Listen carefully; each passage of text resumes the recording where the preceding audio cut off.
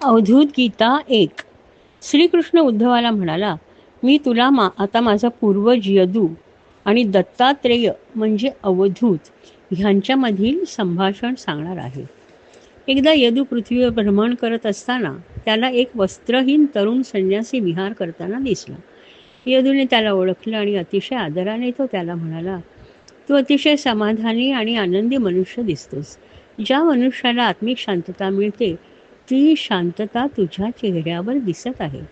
समजा जंगलाला वणवा लागला आणि त्यातून एखादा हत्ती सही सलामत सुटला आणि नंतर तो गंगेच्या पात्रात न्हाऊ लागला, तर त्याच्या चेहऱ्यावर जे दिसेल तसंच समाधान तुझ्या चेहऱ्यावर स्पष्ट दिसतंय.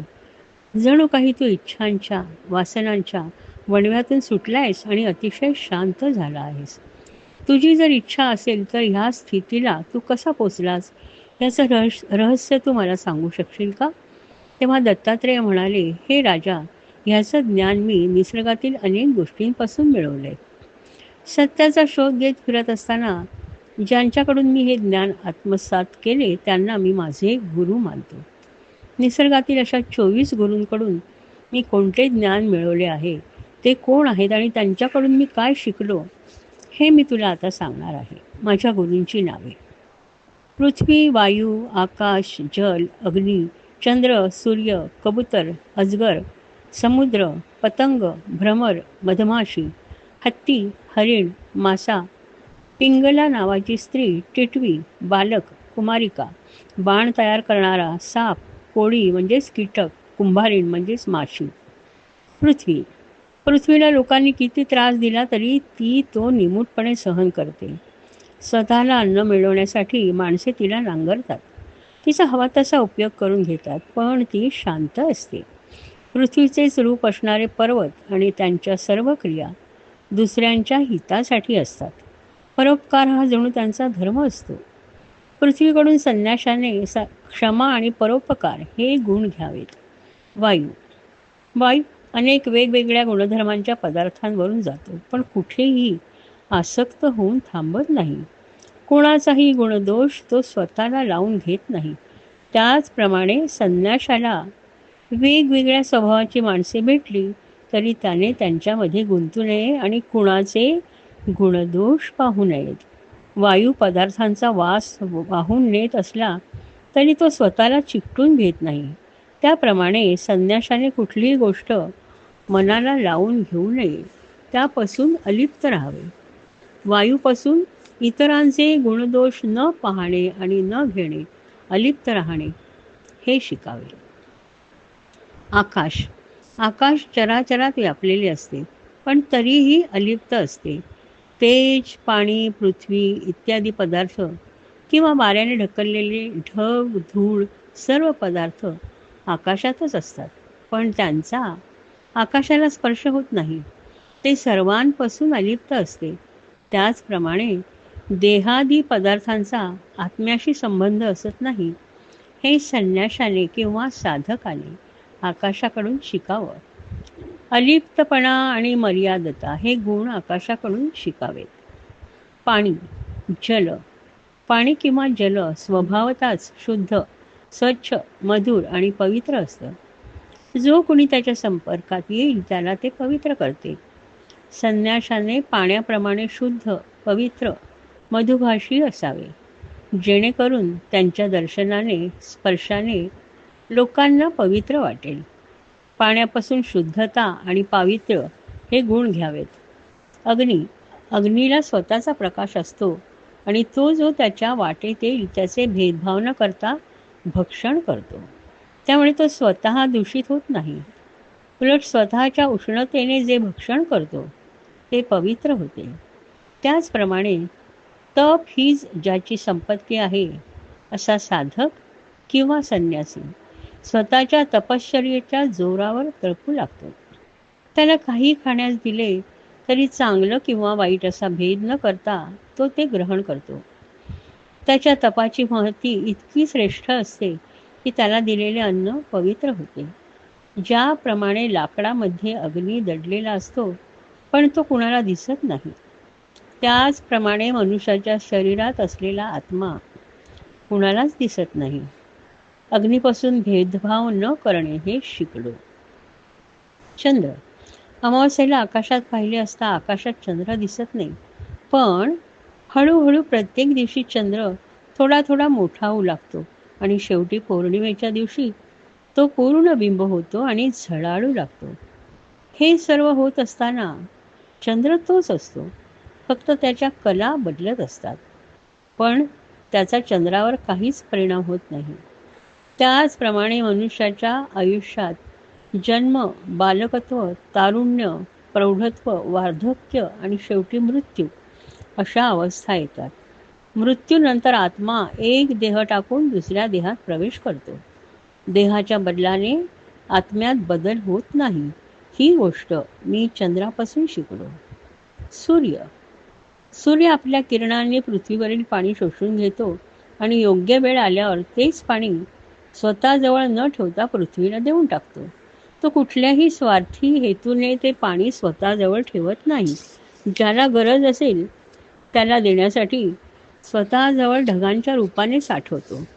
संन्याशाने लोकांनी दिलेले धान्य, संपत्ती, ज्ञान स्वतःजवळ साठवून न ठेवता ज्याला जशी गरज असेल त्याप्रमाणे त्याला देऊ करावे. सूर्यापासून गरजवंतांची गरज भागवावी हे मी शिकलो. कबूतर. एकदा एका झाडावर कबूतर नर आणि कबूतर मादी ह्यांनी एक घरटं बनवलं होतं आणि त्यामध्ये ते आनंदाने राहू लागले. कालांतराने मादीने अंडी घातली आणि ती दोघे त्यांची काळजी घेऊ लागली. काही काळाने अंड्यातून पिल्लं बाहेर आली आणि त्यांचं एक छान कुटुंब तयार झालं. पिल्लं जसजशी मोठी होऊ लागली तसे कबूतर नर मादी त्यांना चारा आणण्यासाठी घरट्याबाहेर जाऊ लागले. एकदा असंच ते बाहेर गेले असताना तिथे एक शिकारी आला. त्याने या घरट्यावर जाळं टाकलं आणि पिल्लं त्यात अडकली. कबूतर नर आणि मादी परत आल्यावर त्यांना सर्व प्रसंगाची कल्पना आली. मादीने दुःखाने स्वतःला पण जाळ्यात अडकवून घेतले. हे सर्व पाहून आपल्या जगण्याला आता काहीच अर्थ नाही हे समजून नर कबूतर तो सुद्धा जाळ्यात गेला. शिकारी सर्व कुटुंबाला येऊन घेऊन गेला.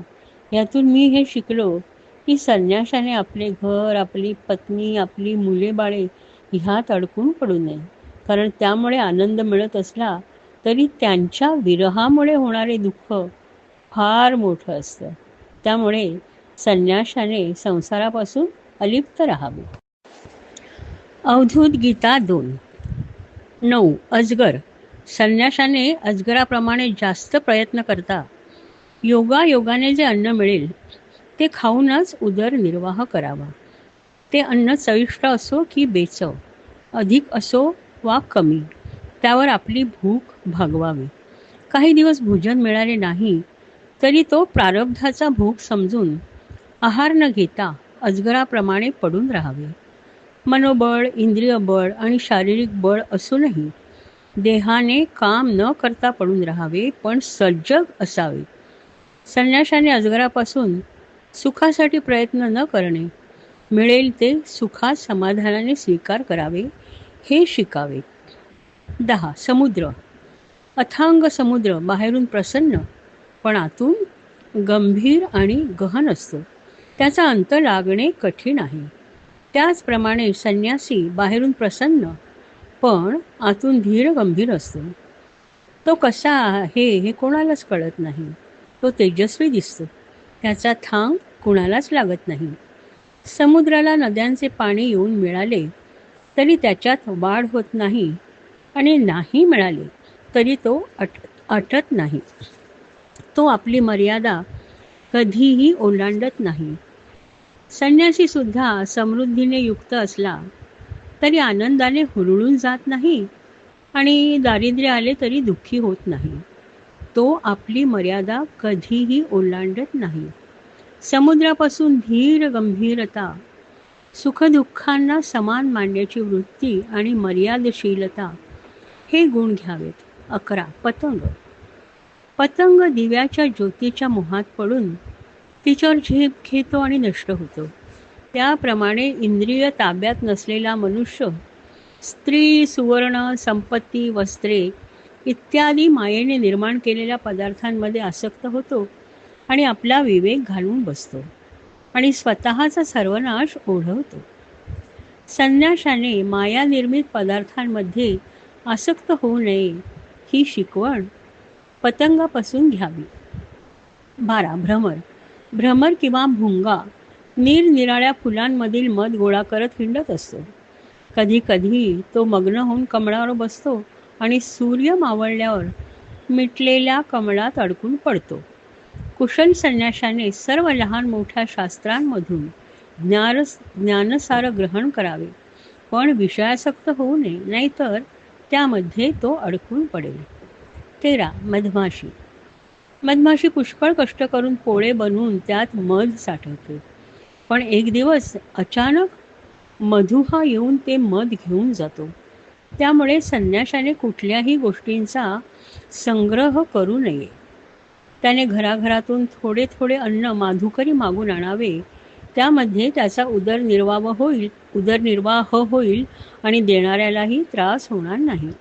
भिक्षा घेण्यासाठी फक्त हात आणि ठेवण्यासाठी फक्त पोटच असावं. कुठल्याही गोष्टींचा अतिसंग्रह करू नये. लोभी मनुष्य कष्टाने साठवलेले धन कुणाला देत नाही आणि स्वतःसुद्धा त्याचा उपभोग घेत नाही. त्या धनाची माहिती असलेला तिसराच कुणीतरी ते धन घेऊन जातो.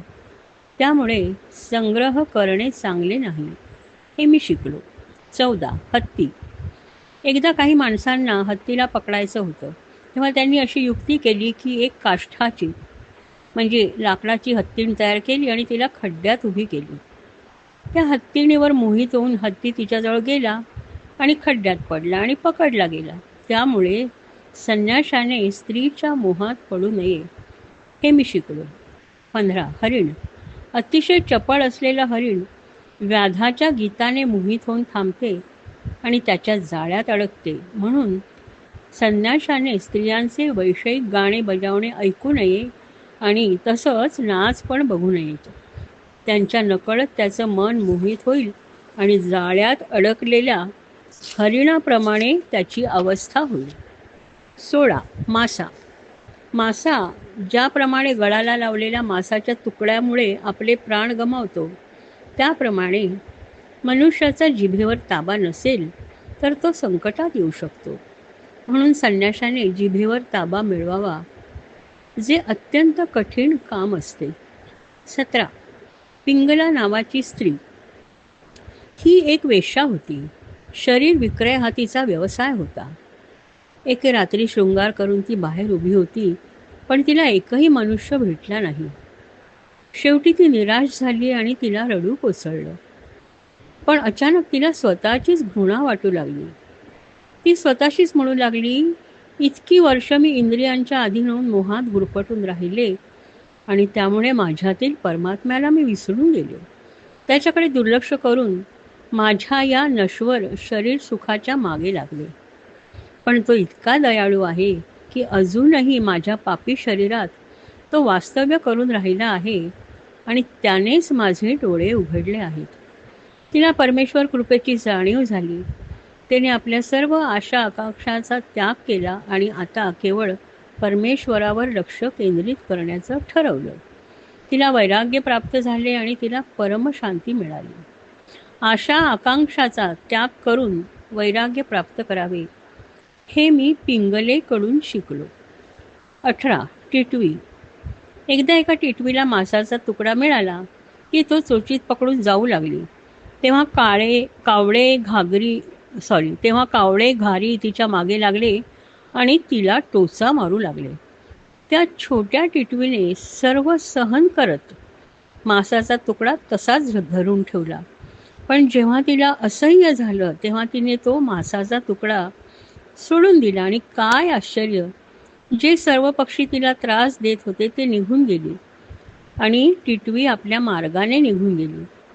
संन्याशाने कोणत्याही वस्तूंचा किंवा नात्यांचा हव्यास करू नये, तरच तो आनंदी राहतो, हे मी टिटवीकडून शिकलो. अवधूत गीता भाग 3. 19. बालक ज्याप्रमाणे स्वतःशीच रममाण होते, त्याला कोणतीही काळजी नसते, त्याचप्रमाणे मी सुद्धा आत्मानंदात मग्न असतो. मान मिळो किंवा अपमान होवो, माझ्यावर त्याचा काहीच परिणाम होत नाही. घर परिवार नसल्यामुळे मला कशाचीच काळजी नाही. जगात फक्त दोनच व्यक्ती चिंतामुक्त आहेत. एक म्हणजे निष्पाप अजाण बालक आणि परमानंदात मग्न असणारा संन्यासी. मान अपमान इत्यादींची चिंता न करणे हा गुण मी बालकाकडून शिकलो. कुमारिका. एकदा एका कुमारिकेचे माता पिता आणि घरातील सर्व माणसे बाहेर गेली होती. ती घरामध्ये एकटीच होती. अचानक तिच्याकडे पाहुणे आले. त्यांचे आदरातिथ्य तिला करायचे होते म्हणून ती स्वयंपाकघरात गेली. तेव्हा तिच्या लक्षात आलं की तिथला तांदूळ संपला होता आणि तिला भात कांडायचा होता. ही गोष्ट पाहुण्यांना कळू नये अशी तिची इच्छा होती. पण भात कांडायला घेतल्यावर तिच्या हातातील बांगड्यांचा आवाज येऊ लागला म्हणून तिने एक एक करत हातातील सर्व बांगड्या फोडून टाकल्या. प्रत्येक हातामध्ये फक्त 2 बांगड्या ठेवल्या आणि ती भात कांडू लागली.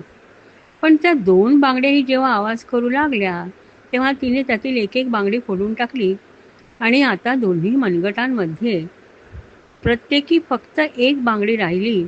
तेव्हा आवाज बंद झाला आणि ती आनंदाने भात कांडू लागली. त्या कुमारिकेपासून मी हे शिकलो की खूप माणसांमध्ये राहिल्याने कलह वादविवाद होतात. 2 माणसे जरी एकत्र आली तरी त्यांच्यात आपापसात वाद होतात आणि हे सर्व टाळण्यासाठी संन्याशाने एका बांगडीप्रमाणे जगात एकटंच राहिलं पाहिजे. परमेश्वराशी एकरूप व्हायचं असेल तर चित्ताची एकाग्रता असणं अतिशय महत्त्वाचं असतं आणि ही एकाग्रता एकांतातच येते. 21. बाण तयार करणारा कारीगर.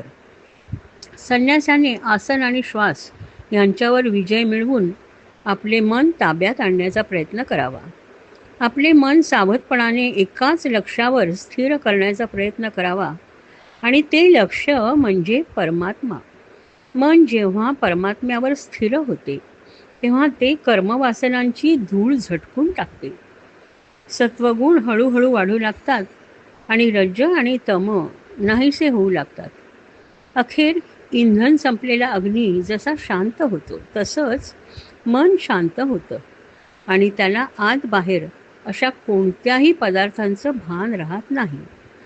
मी असं पाहिलं होतं की बाण तयार करणारा कारागीर बाण तयार करण्यात इतका मग्न होता की त्याच्या जवळून सैन्यासह राजाची स्वारी निघून गेली तरी त्याला तिचा पत्ताही लागला नाही. त्याच्याकडून एकाग्रता हा गुण मी शिकलो. 22. साप. साप शक्यतो दुसऱ्या सापाच्या किंवा मनुष्याच्या जवळ येत नाही, कारण तो सर्वांबद्दल संशयित असतो. तो एकटाच राहतो. तो स्वतःचं घर सुद्धा बनवत नाही. उंदराने तयार केलेल्या जमिनीतील बिळामध्ये तो राहतो. कुणावरही जास्त विश्वास ठेवत नाही. त्याचप्रमाणे संन्याशाने एकटे राहावे आणि कुणावरही जास्त विश्वास ठेवू नये. स्वतःचे घर न बांधता कुठेतरी एकांतात किंवा गुहेत राहावे. 23. कोळी म्हणजे कीटक. ज्याप्रमाणे कोळी आपल्या तोंडातून तंतू बाहेर काढून जाळे पसरतो आणि त्यातच विहार करतो आणि पुन्हा ते गिळून टाकतो, त्याप्रमाणे नारायण सुद्धा स्वतःपासून जगाची उत्पत्ती करतात, जीवरूपाने त्यामध्ये विहार करतात आणि पुन्हा ते आपल्यातच विलीन करून घेतात. विश्व आणि ब्रह्म एक आहेत हे कोळ्याच्या जाळ्याच्या दृष्टांताने मी शिकलो. 24. कुंभारीण माशी. कुंभारीण माशी एखाद्या किड्याला पकडून आणते आणि भिंतीवरील स्वतःच्या मातीच्या घरात बंदिस्त करून ठेवते. समोर फक्त तीच दिसत असल्यामुळे तो तिचंच चिंतन करत राहतो आणि तिच्याप्रमाणेच होतो. त्याप्रमाणे एकनिष्ठेने परमेश्वराचे चिंतन करणारा संन्यासी परमात्म्याला प्राप्त करतो, परमात्म्याशी एकरूप होतो. हे मी किड्यापासून शिकलो.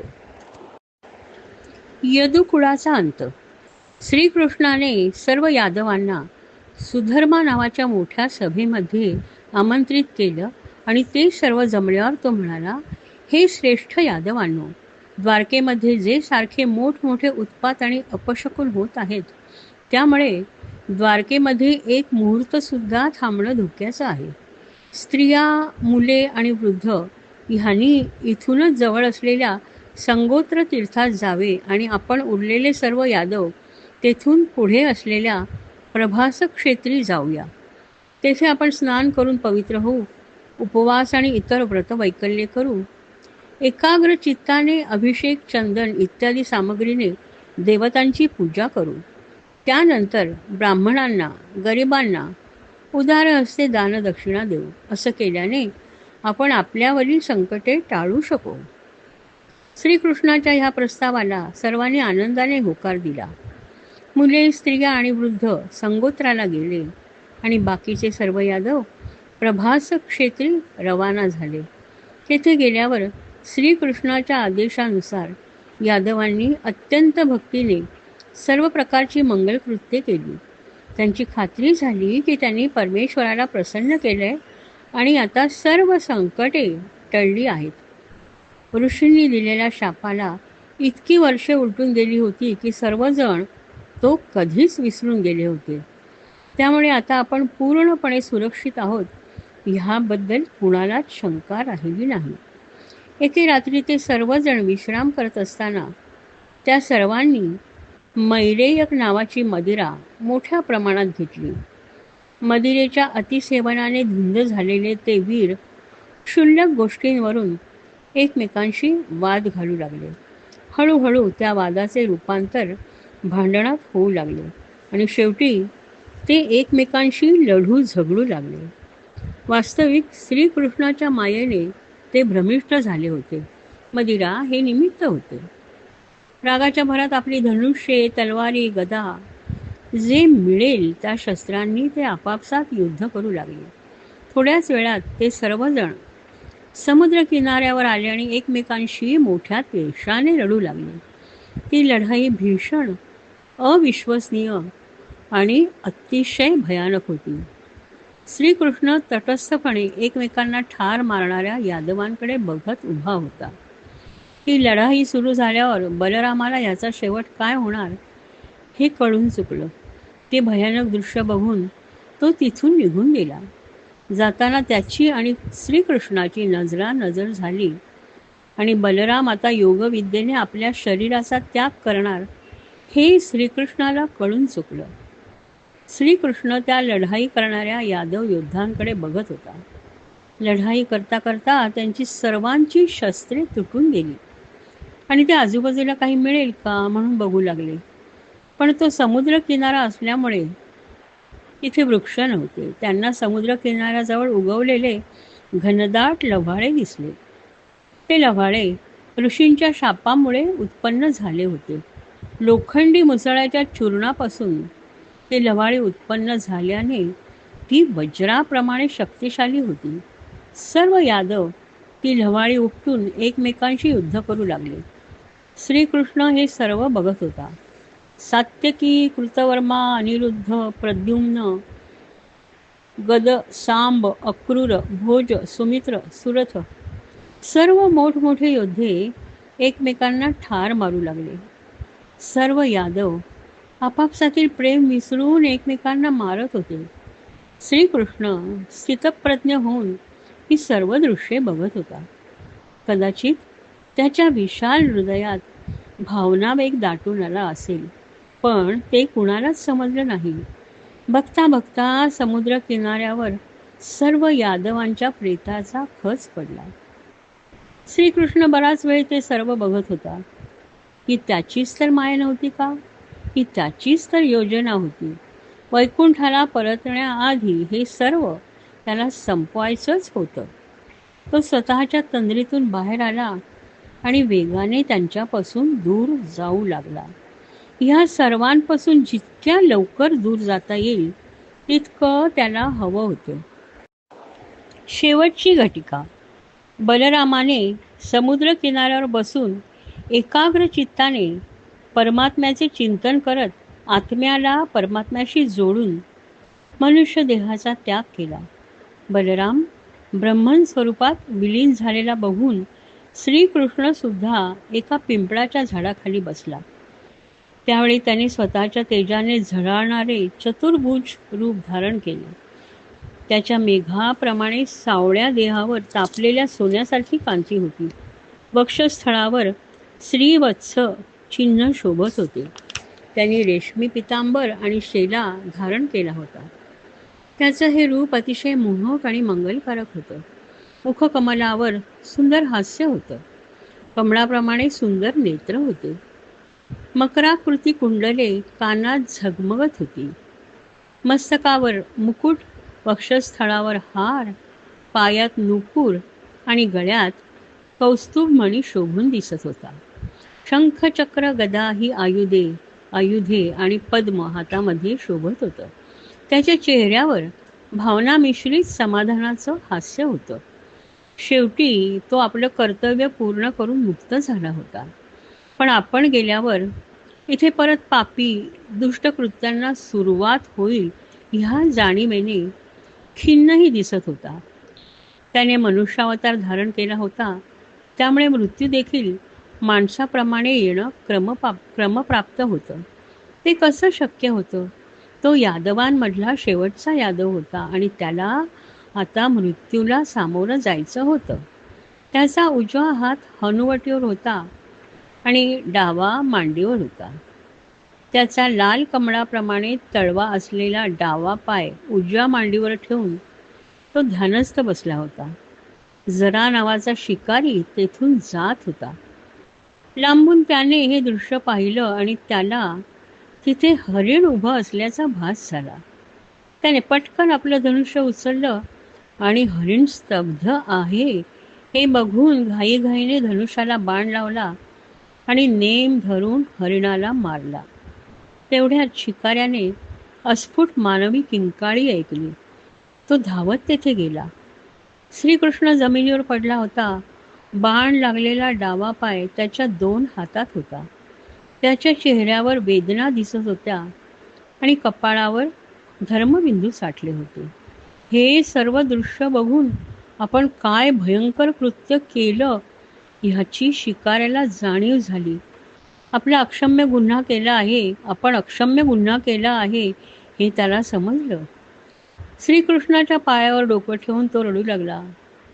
मी आता काय करू म्हणून श्रीकृष्णाला विचारू लागला. श्रीकृष्ण त्याला म्हणाला, मी तुझ्यावर अजिबात रागवलो नाही. उलट तू माझ्यावर फार मोठे उपकार केलेस. पण तू आता इथे थांबू नकोस, मला एकट्याला राहून दे. तू काळजी करू नकोस. तुझ्या या उपकारांमुळे मी तुला आशीर्वाद देतो की तू स्वर्ग लोकात पोचशील. जराला काहीच समजलं नाही.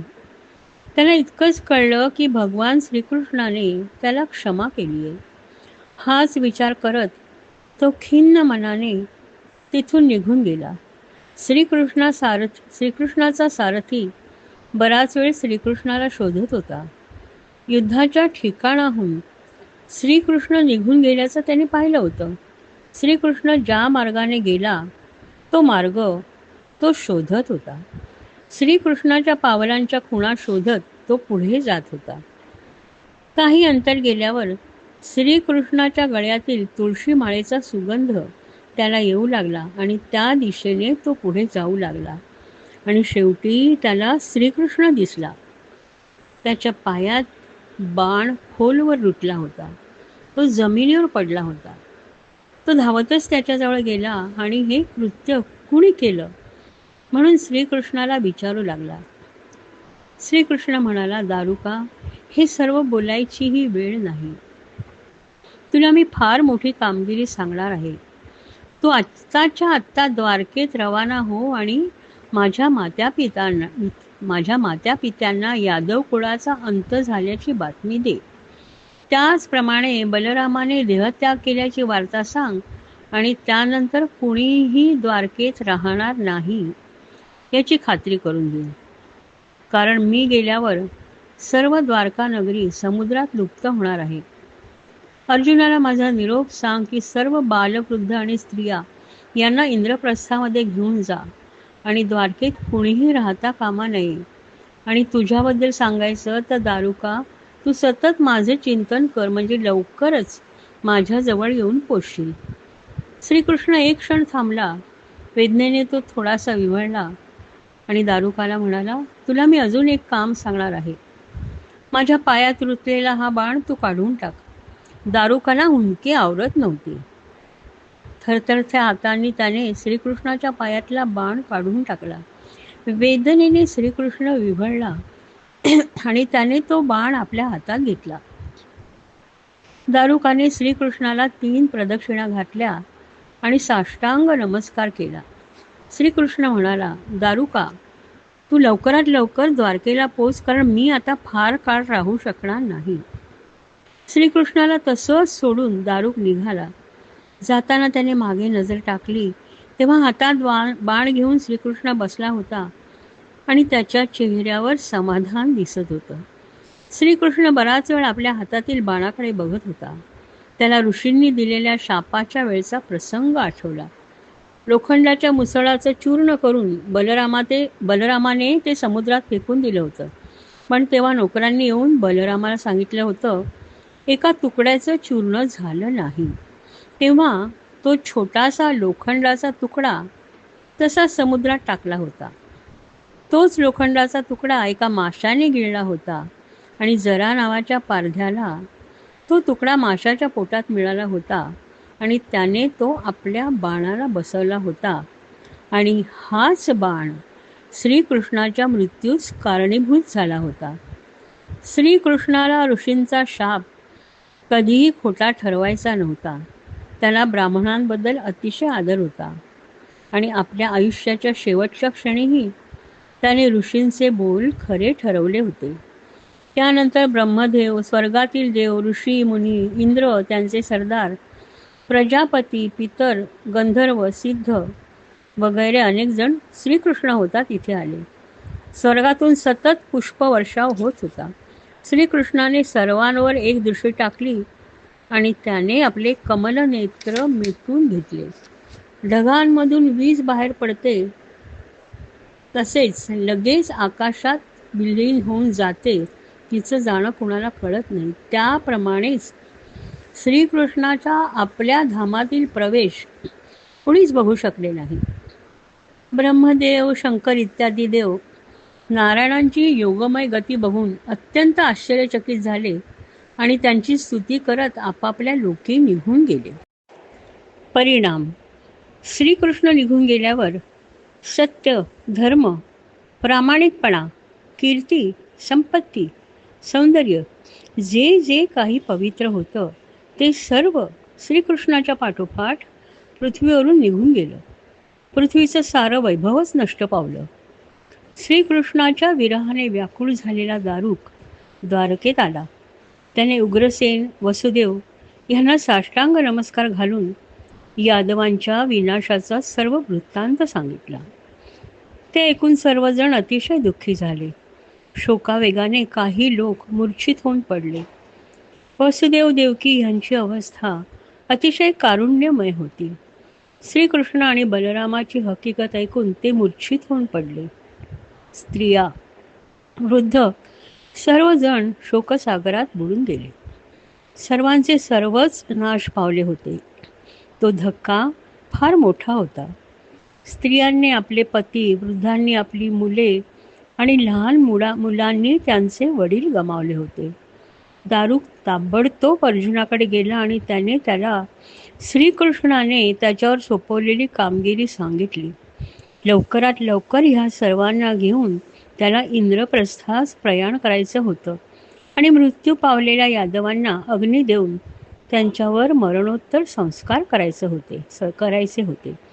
आपला प्रियतम सखा असलेल्या श्रीकृष्णाच्या विरहाने सैरभैर झालेल्या अर्जुनाने त्याने गीतेमध्ये सांगितलेल्या आत्मज्ञानपर उपदेशाचे स्मरण करून आपलं मन सावरलं. अर्जुनाने वंश नष्ट झालेल्या मृत यादवांची अंत्यविधी क्रिया विधीपूर्वक करवली आणि बालवृद्ध आणि स्त्रियांना घेऊन अर्जुन द्वारकेहून इंद्रप्रस्थास जाण्यास निघाला. समुद्राने मोठी गर्जना करत पूर्ण द्वारका नगरी पाण्यात बुडवून टाकली. फक्त जेथे श्रीकृष्ण राहत होता त्याचा बुरुज तेवढा दिसत होता. अर्जुन इंद्रप्रस्थास पोचला आणि त्याने प्रभासमधील शोकांतिका युधिष्ठिर आणि इतर पांडव कौरवांना सांगितली. त्यानंतर सर्वांची यथायोग्य व्यवस्था लावून पांडव आणि त्यांची पत्नी द्रौपदी हिमालयात निघून गेली. परीक्षिताचा शेवट. शुक ब्राह्मणांचं कथन जवळजवळ पूर्ण व्हायला आलं होतं आणि त्यामुळे परीक्षिताचा अंतही जवळ आला होता. शुक ब्राह्मण परीक्षिताला म्हणाले, हे परीक्षिता, मी इतके दिवस भगवंतांच्या अवतारांच्या अनेक कथा तुला ऐकवल्या. ज्या ज्या लोकांनी ह्या कथा ऐकल्या असतील त्यांना दुःखावर मात करण्याची शक्ती मिळेल. त्यांचे मृत्यूबद्दलचेही भय नष्ट होईल.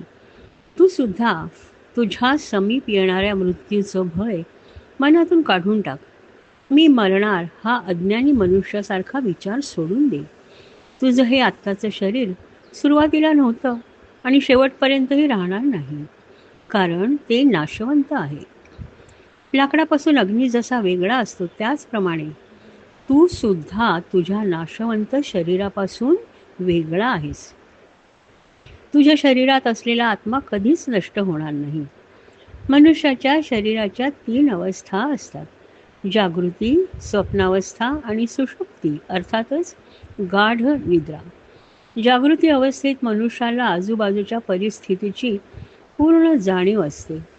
मनुष्य झोपला की त्याला स्वप्न पडतं, ती स्वप्नावस्था. कधी त्याला असं स्वप्न पडतं की कुणीतरी त्याचं डोकं छाटलंय, पण जागं झाल्यावर त्याच्या लक्षात येतं की हे सगळं खोटं आहे. सुषुप्ती अवस्थेत त्याला कशाचीच जाणीव नसते, पण जाग आल्यावर त्याला हे जाणवतं की त्याला अतिशय गाढ निद्रा लागली होती. आणि ह्या 3ही अवस्था पाहणारा आत्मा जन्म मृत्यू विरहित असतो. मनुष्य जेव्हा आपल्या जवळच्या माणसांचा मृत्यू बघतो तेव्हा त्याच्या लक्षात येतं की कधीतरी आपणही ह्या मार्गाने जाणार आहोत. पण मृत्यू हा अज्ञानी मनुष्याला पडलेल्या स्वप्नाप्रमाणे असतो. मनुष्याला स्वप्नावस्थेतून जागृतावस्थेत आल्यावर स्वप्न हे सगळं खोटं होतं हे लक्षात येतं. त्याचप्रमाणे मनुष्याला जेव्हा आत्मज्ञान होते तेव्हा त्याच्या लक्षात येतं की मृत्यू हा फक्त पंचमहाभूतांनी बनलेल्या शरीराचा होतो. त्यामध्ये वास्तव्य करणाऱ्या आत्म्याचा नाही. तो परमेश्वरी अंश असलेला आत्मा अमर असतो. एखादा मातीचा घडा जोपर्यंत घडा ह्या अवस्थेत असतो तोपर्यंत त्याला स्वतःचं नाव, आकार, थोडक्यात स्वतःचं अस्तित्व असतं. पण ज्या क्षणी तो घडा फुटतो त्या क्षणी त्याचं अस्तित्व संपतं आणि त्यातील हवा बाहेरील हवेत मिसळून जाते. त्याचप्रमाणे जेव्हा शरीर नष्ट होतं तेव्हा त्यात असलेला आत्मा परमात्म्यात किंवा ब्रह्ममध्ये विलीन होतो. शरीरात असलेला आत्मा म्हणजेच चैतन्य, ब्रह्मन, परमात्मा असते. त्याचे प्रतिबिंब असलेल्या जीवात्म्याला त्याच्या प्रारब्धानुसार, कर्मफलानुसार नवीन शरीराची प्राप्ती होते. हा जीवात्मा प्रारब्धाप्रमाणे सुखदुःख अनुभवत असतो. सत्व, रज, तम ह्या 3 गुणांच्या कमी जास्त प्रमाणे त्याची वागणूक दिसून येते. जीवात्मा शरीरालाच स्वतः समजू लागतो आणि हीच अविद्या असते. ह्या अविद्येमुळेच जीवात्मा किंवा जीव संसारात अडकून पडतो. आता आपण ज्योतीचा व जीवाचा विचार करू. ज्योत कशी निर्माण होते?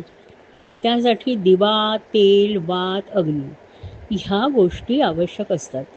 जोपर्यंत ह्या 4 गोष्टी अस्तित्वात असतात तोपर्यंत ज्योत दिसते. दिव्याची तुलना मनुष्याच्या मनाशी केली आहे, ज्यामध्ये भावना, त्रिगुण सामावलेले आहेत. तेलाची तुलना मनुष्याच्या कर्मफलाशी केली आहे. वातीची तुलना शरीराशी केली आहे. अग्नीची तुलना शरीरातील चैतन्याशी केलेली आहे. दिवा, तेल, वात आणि अग्नी जोपर्यंत असतात तोपर्यंतच ज्योत दिसते. त्याचप्रमाणे मन, कर्मफल, शरीर आणि त्यातील चैतन्य असते तोपर्यंतच त्याला जीवपण असते. पण देहातील स्वयंप्रकाशी परमात्म्याचा अंश असलेला आत्मा कधीच नाश पावत नाही, कारण तो नित्य, निश्चल आणि अनंत आहे. शुक ब्राह्मण पुढे परीक्षिताला म्हणाले, हे राजन, तू परमात्म्याच्या चिंतनाने प्रगल्भित झाला आहेस. तू तुझ्या विवेकबुद्धीने स्वतःमध्ये असलेल्या परमात्म्याचा साक्षात्कार करून घे. कारण गेली काही दिवस तुझे केवळ परमेश्वरावरच लक्ष केंद्रित होते.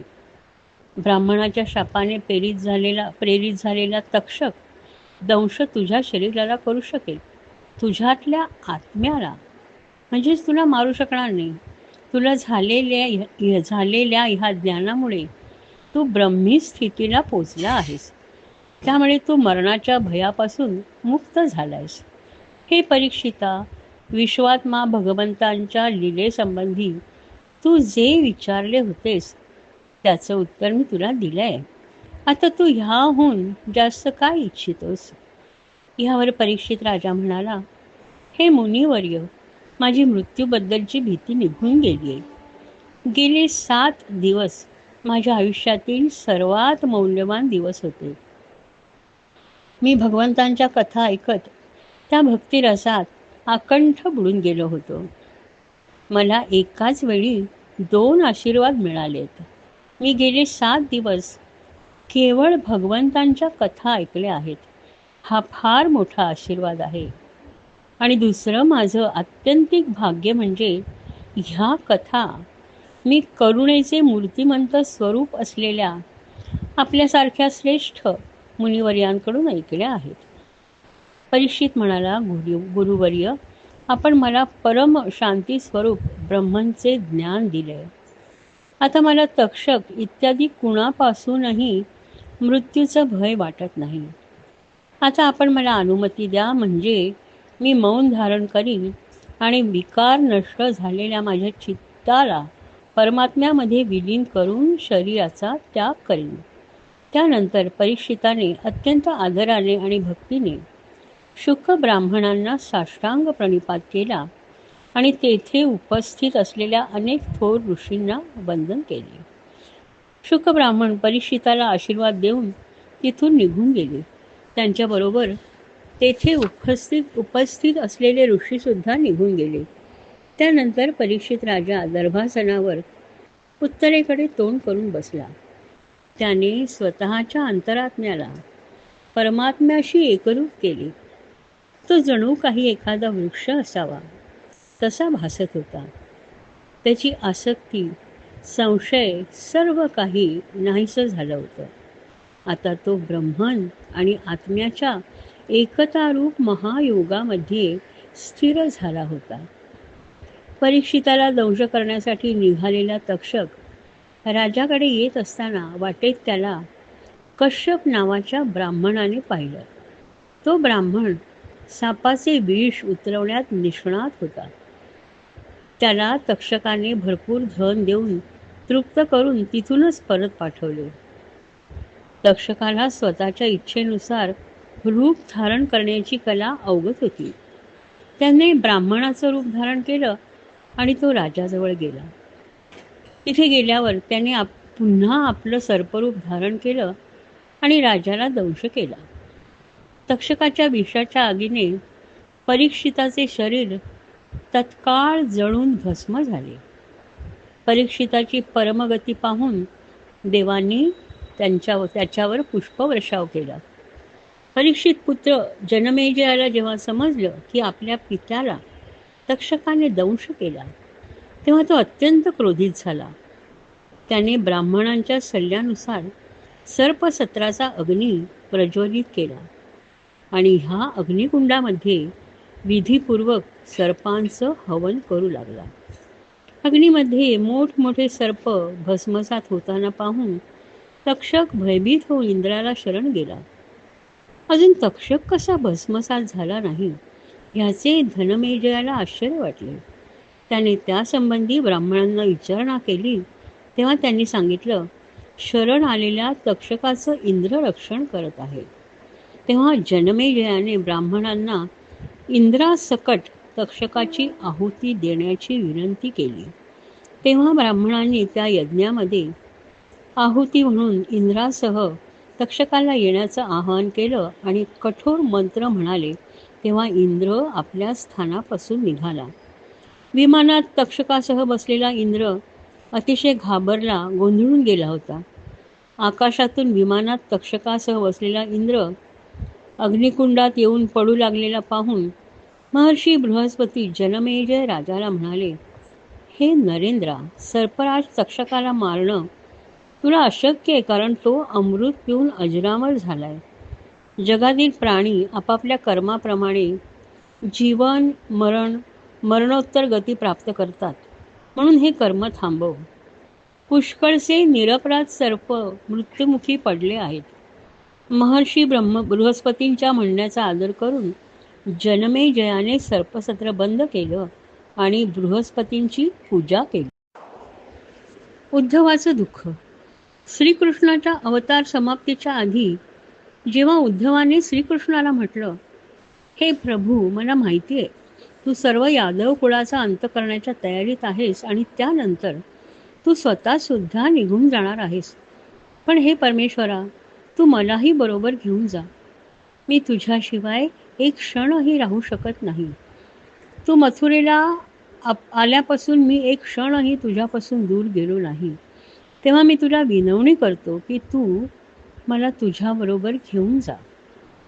ह्यावर श्रीकृष्ण हसून म्हणाला, उद्धवा, तुझा प्रत्येक शब्द खरा आहे. आजपासून एका आठवड्यात ही सुंदर द्वारका नगरी समुद्रात गडप होऊन जाईल आणि तिच्या फक्त आठवणी राहतील.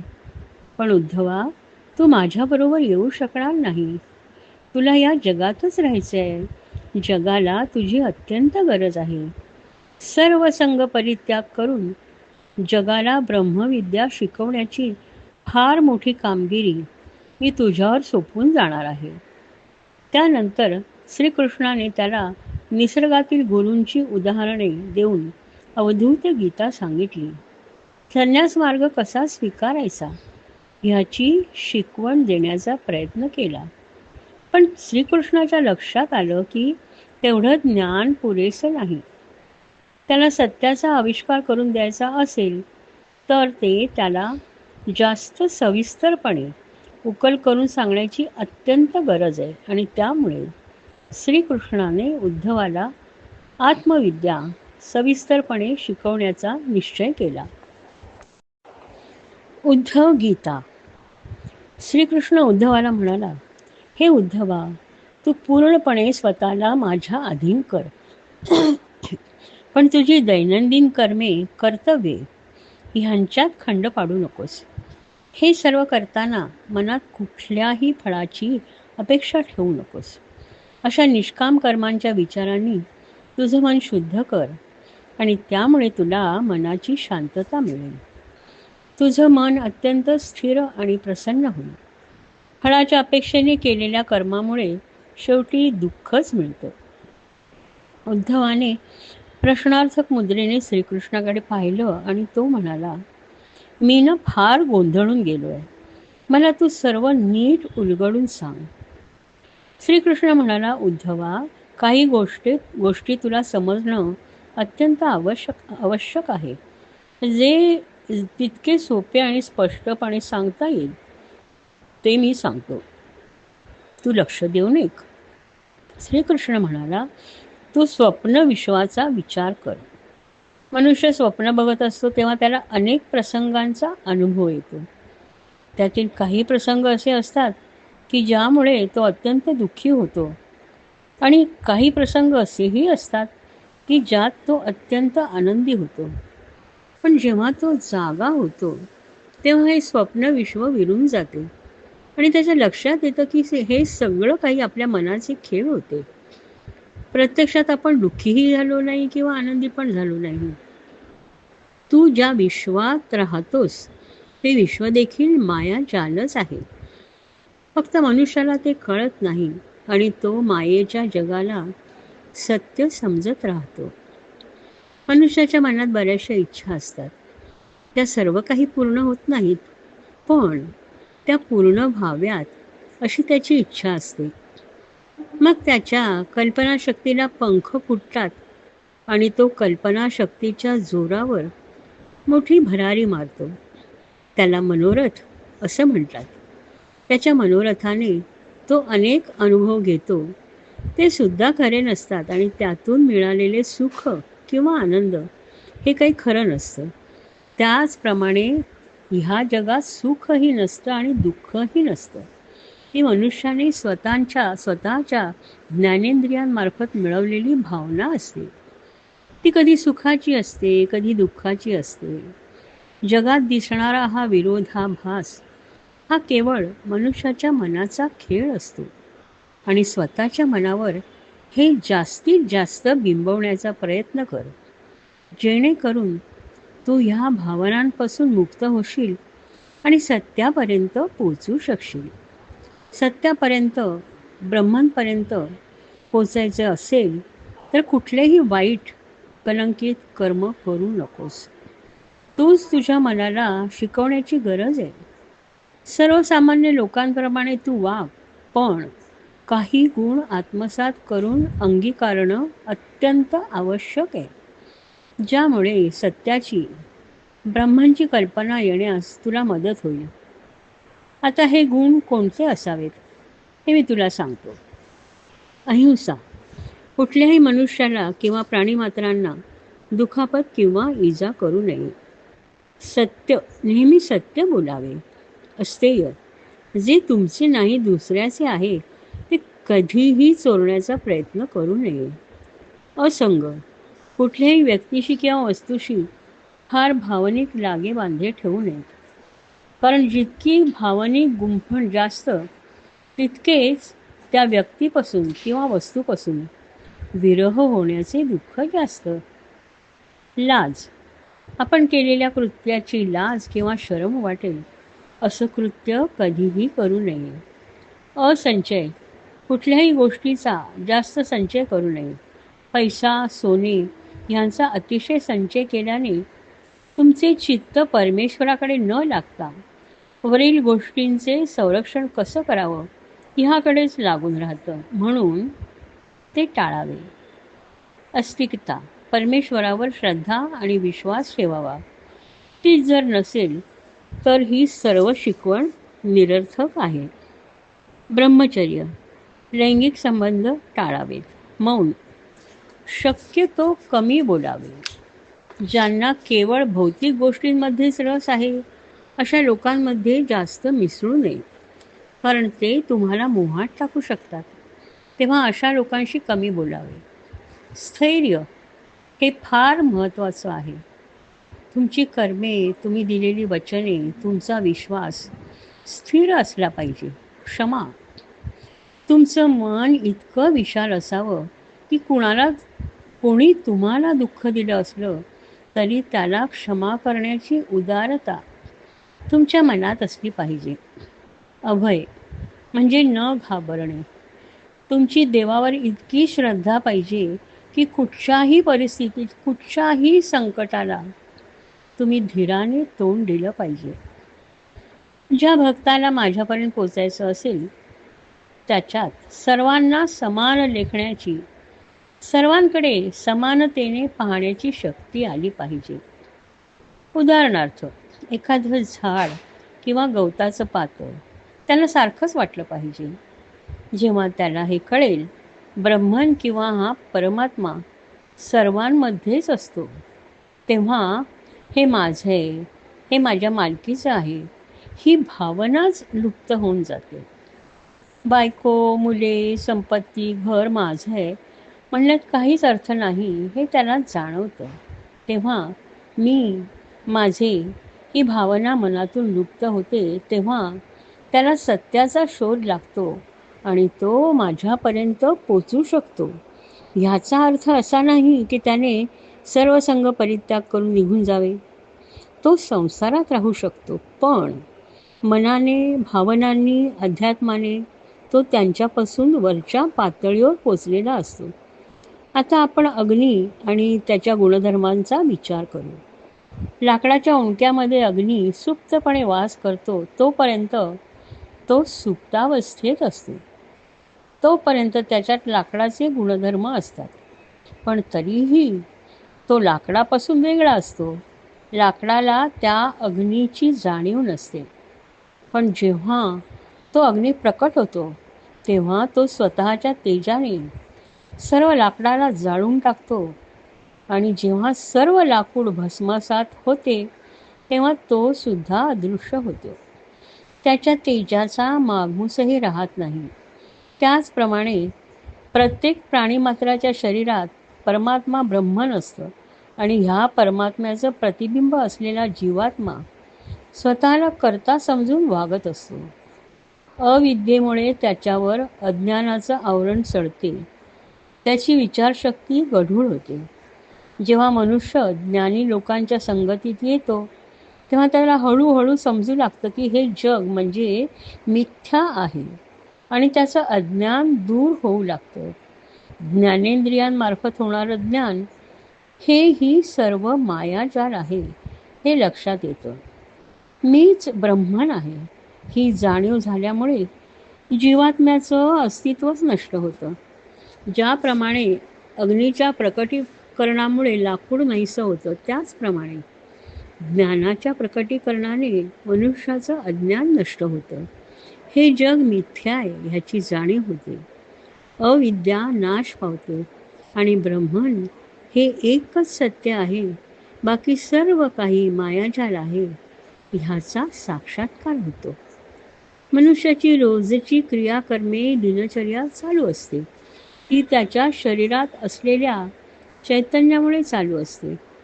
उद्धवा, हे लक्षात ठेव, हे चैतन्य किंवा ब्रह्मन हेच फक्त सत्य आहे, बाकी सर्व माया आहे. आणि हे एकदा मनावर बिंबवलंस की सुख दुःख एकाच पातळीवर असल्याची जाणीव तुला होईल. मी देखील कृष्ण नामरूपी मिथ्या शरीर आहे हे तुझ्या लक्षात येईल आणि त्यामुळे माझ्या विरहाचे दुःख निघून जाईल. ह्या सर्व भावनांपासून तू मुक्त हो आणि केवळ सत्याचा शोध घे. ह्या जगात प्रत्येक मनुष्याला त्याला हवी असलेली प्रत्येक गोष्ट मिळतेच असं नाही आणि मग ती मिळवण्यासाठी तो अधिकाधिक प्रयत्न करू लागतो. संसारात जास्त गुंतून पडतो आणि दुःखी होतो. पण ज्याला हे विश्व म्हणजे एक मायाजाल आहे ह्याचं ज्ञान झालंय तो मात्र ह्या भौतिक गोष्टींची पर्वा करत नाही आणि त्यामुळे त्याला पूर्णत्वास पोचल्याचा आनंद मिळतो. एखादा मनुष्य सांगतो की त्याला दीर्घायुष्य देणारे अद्भुत औषध मिळाले आणि त्या योगे सर्व रोगांवर इलाज होणार आहे. पण सर्वात दुःखाची गोष्ट अशी आहे की दीर्घायुष्य मिळू शकेल पण मृत्यूचं काय? मृत्यू तर कुणालाच टळला नाही. मनुष्य जन्म घेतो तेव्हापासून मृत्यू त्याच्याबरोबरच असतो. ही मृत्यूची सावली सतत बरोबर असताना मनुष्याला खरा आनंद कसा मिळू शकेल? हे म्हणजे चंदन लावून हार घालून एखाद्या मनुष्याला फाशीच्या दोराकडे नेण्यासारखंच आहे. काही माणसं बरेच यज्ञयाग करून बराच दानधर्म वगैरे करून खूप मोठा पुण्यसंचय करतात आणि त्या पुण्याच्या जोरावर स्वर्गामध्ये प्रवेश मिळवतात. तिथे त्यांना सर्व स्वर्गसुखे प्राप्त होतात.